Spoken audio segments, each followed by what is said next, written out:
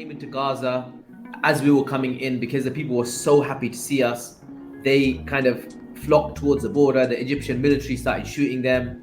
Many of them were injured. I remember a young boy, we went to visit him in Al Shifa hospital afterwards. A bullet hit his spinal cord, and he was paralyzed from the neck down.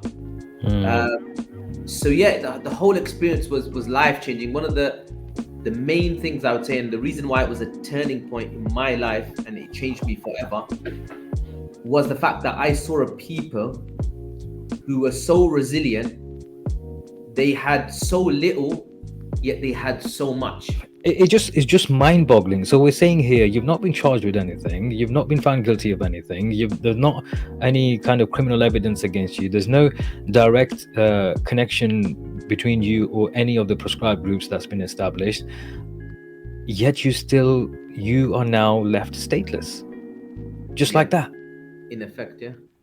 Yeah. Our grandparents used to always say to us, "Putar, go back home, invest in your own country, buy homes." And unfortunately, like my father, he sold all of his land in Pakistan. We don't have anything left, right? But when my grandparents and that used to say that kind of stuff, we used to like kind of laugh, like yeah.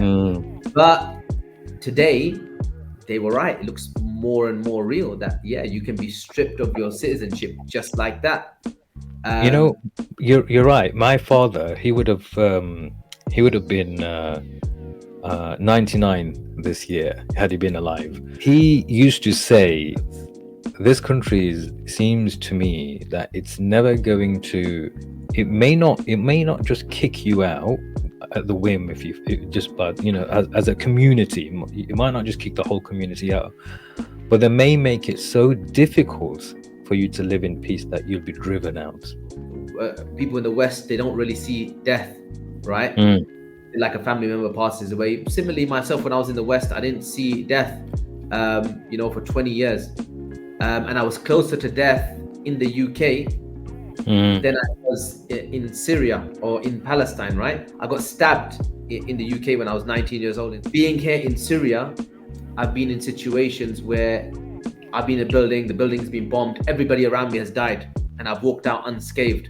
I've seen people's heads blown off by tanks. I've seen, barrel bombs falling. I've seen all sorts of massacres. I've been in situations where I've been in double tap airstrikes from the Russians. So we go in to try and save people's lives, and then another airstrike will come, and then the rescuers, the paramedics and people that are trying to are injured, and then you're taking those people out, and alhamdulillah, I've come out unscathed. I've been in hospitals in Aleppo while they've been bombed, right? And how about all those times, alhamdulillah, I've never been injured, alhamdulillah.